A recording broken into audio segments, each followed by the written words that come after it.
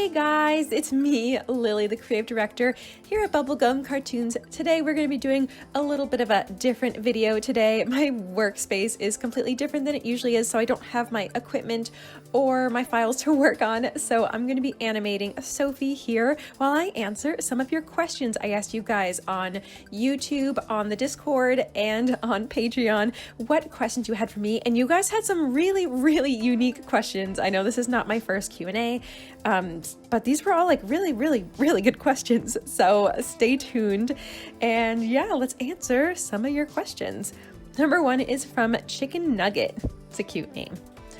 Is Pancake gonna have a love interest?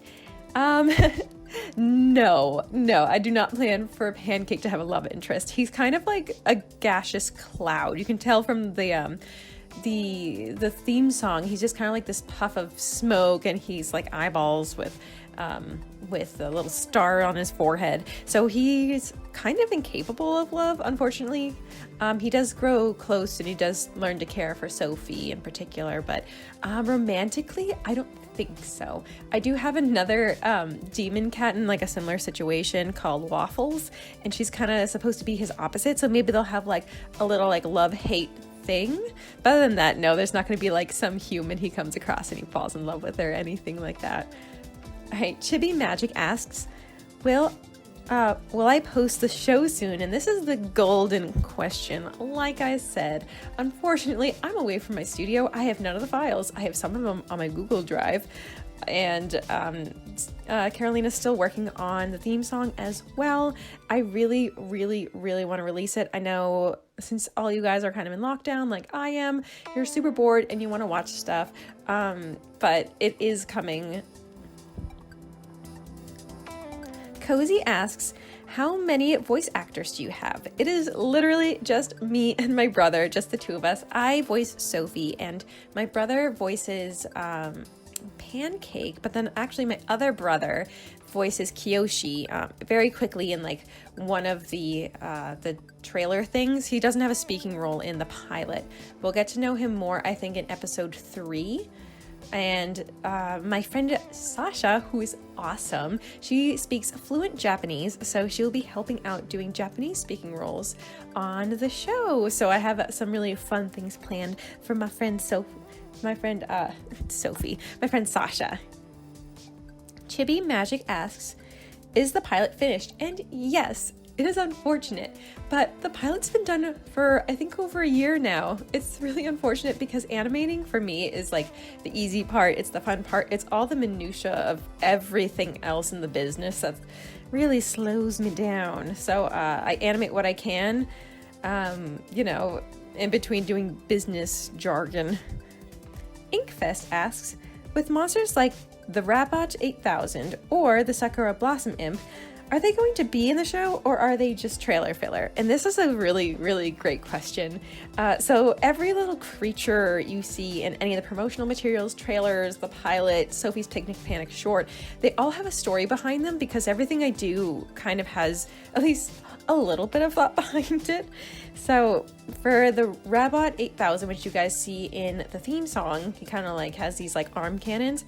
So he will be in episode 2, I'm planning on anyway. So I'm making the comics right now, and in the comics kind of act as a second episode in the Rabot 8000, giant pink macaron robot that's going to destroy this city, is in the second episode.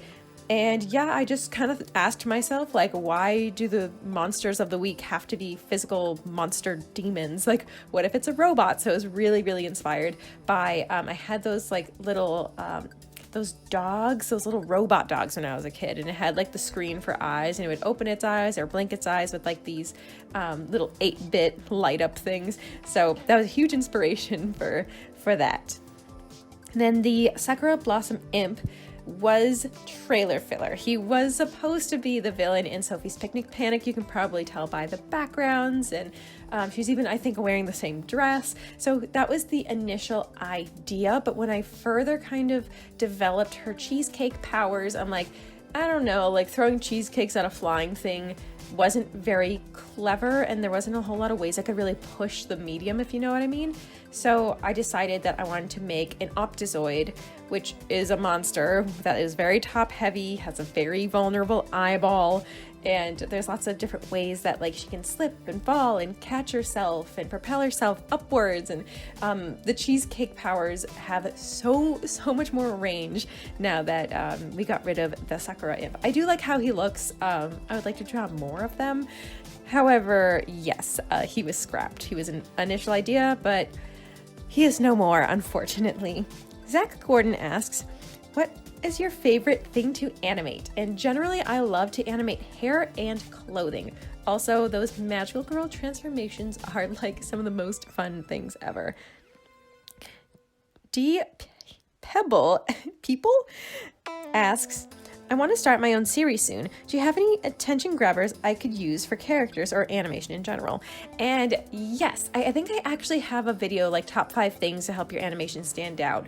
And a couple of things is to definitely like have your own style for sure. Not just like what the characters look like, but you know, how they flow, how they move, have really great like colors. Colors really help stand out. Something that also helps you stand out is putting like extra shine on their hair or jewels, making jewels a little more in depth. It'll really draw the people's like eye. And yeah, having interesting angles will also help. Not having them be too static. Like if you watch any like, you know, daytime cartoons, a lot of times it's just like characters staying still with their mouths open, up and down, up and down. Make sure they're acting all the time, but not so it's like so exhausting to watch on screen. Arbin asks, have you taken inspiration from Winx Club for Sophie's transformations? I love you. Aw, thank you. Feelings mutual. Well, I have actually only seen one episode of Winx when I was a kid. I think I would have loved it. I wasn't allowed to watch it because there was violence in it, but I loved the idea of like a fairy school. And yeah, I thought the girls were super cute, but no, I never really got to the point to where I could see like their transformations or get to know them very well. The main transformations that really formed my idea of how I wanted Sophie to transform was, first of all, of course, Sailor Moon. In particular, the Sailor Moon one where she transforms with Chibi Moon. I really, really like that one a lot. And I also really like Sailor Mars and Sailor Venus and how they transform. I also really like Mew Zekiro, Mew Mint, and Mew Ichigo, too, from Tokyo Mew Mew. Those are like all my like wrapped into one. Also, Princess Tutu. Can we get a round of applause for Princess Tutu? I freaking love that show. Just Cartoon says, thank you for inspiring us. You're very welcome. You're very welcome. I'm so glad that it's these silly videos are having an effect on you guys in that way. That's good. Some positive stuff. Iron Artist Adventures asks, thank you. You are quite a regular here. I see you. What anime shows do you like the most and how do they inspire you? So I never really watched anime. I mean, if you were in America, where I am, especially on the East Coast growing up, there was no anime growing up. There was Sailor Moon and Dragon Ball Z. Pokemon didn't really even count. Don't know why. We didn't really know it was anime. Everything, especially if you see any 4Kids edits, worth a Google. 10 out of 10. They pretty much take out anything Japanese from it, like any Japanese writing or references. It's all dubbed in English, and of course it's on broadcast television, and you don't get to choose what episode you watch, so you see like very random episodes here and there. So I didn't watch a lot of anime growing up. When I was a sophomore in high school, I finally discovered anime because the internet had started to become a thing back in like 2010. So I got obsessed with like certain animes, but I told none of my friends because it was still like a super dorky, weird thing. But now at work, like when I ask like kids like what they want to be when they, you know, what they like to draw and what they want to be, and they're like, oh, like I want to draw anime. I want to be an anime artist. And I'm like, whoa, like kids from like all walks of life, all shapes and sizes and ages, like they love anime. And that was just insane. So I didn't have a very early introduction to anime. However, ones that I have always loved, of course, are Sailor Moon. In particular, Sailor Moon Super S, The Black Dream Hole is one of my favorite films of all time, just because it was just so iconic, and it, me and my friend would watch it all the time, and it was really special to us. Tokyo Mew Mew is probably my number one anime. I know it's very childish, but it really, I really enjoyed it. I love a group of strong, color-coded Supergirls that are infused with animals. I thought that was super, super cute. I love the Ouran High School Host Club. I know these are very basic animes, but I don't want to go on for too long. Ouran still totally holds up today. That show is pretty old at this point, but I mean, it's still like such a solid show. Next, Eurocamp. I love Eurocamp, or Laid Back Camp. It's just really cute and really chill, and I really enjoy it. And last, I rewatched Death Note recently. Yes, a little off brand here, but yeah, I loved Death Note, especially the earlier parts. I just loved like the mind twistedness of it.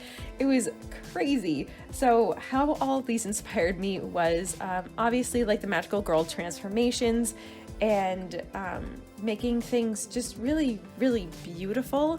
I think I should take more inspiration from like taking shortcuts, like, having like really beautiful shots just being held for many seconds. But alas, I just don't cut corners, and I think that's why everything takes me so long, also because I'm a person of one.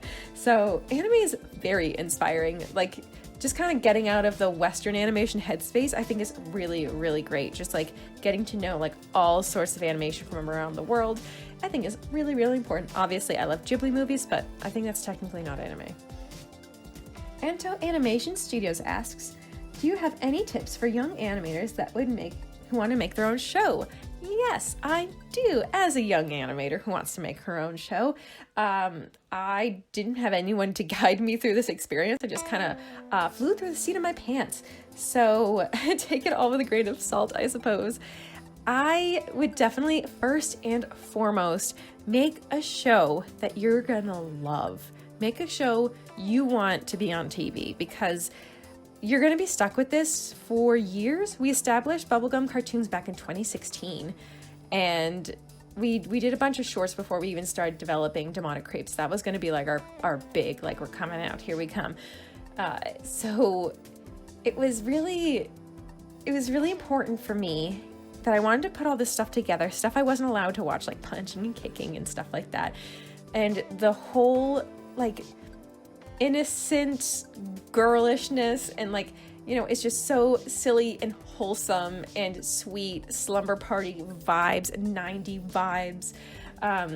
It's just something I wanted to exist. I wanted a cute, sparkly show with a blonde, curly-haired protagonist that wears all the dresses I wish I wore.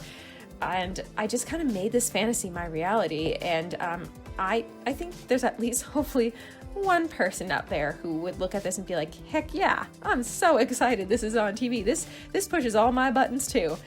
So that's what I would say. Like, really, truly, I think a lot of people, even in college who study animation, they really, really, really struggle with loving what they do. So don't do something because you think it's going to be popular. Like, if I was going to do something I thought was popular, I would go the Has-Been Hotel route. I would make it raunchy and swearing and musical. Well, I hope to make a musical, but those like cartoons, but for adults, and they said naughty words, but they're animated, that gets a lot of clicks and that gets a lot of views. And Vivzy Pop is mega talented. She's so talented. I'm not saying it's just an easy click, but if I really wanted to get popular fast, I think that's what I would do. But I think in the end, the integrity in my project and having it be exactly what I want will really help. Other things, I know I'm kind of straining from the point here. Get a cheap tablet to start. You do not need a huge studio to like start off with. I know you guys have seen my studio tours, like from all the places I've moved to. All you really need is a bamboo tablet, a little one. They suck, but they get the job done. I had one for like all through college. Totally worked for me. And I started getting the big like mega Cintiqs when I got serious and like when I started this company. Not that you're not serious if you just start off with a bamboo tablet. I did my whole senior project on it. Also, you can use the iPad in Procreate like I am right now. That's a great way to get started. There's all sorts of programs like that. And yeah, get some friends in on it. Friends you trust, friends you know that are gonna really follow through on things, and make sure they know that you really appreciate them, okay? And finally, Red Sharp Ninja Studios says, I love your anime transformations. Thank you so much. They are so much fun to do.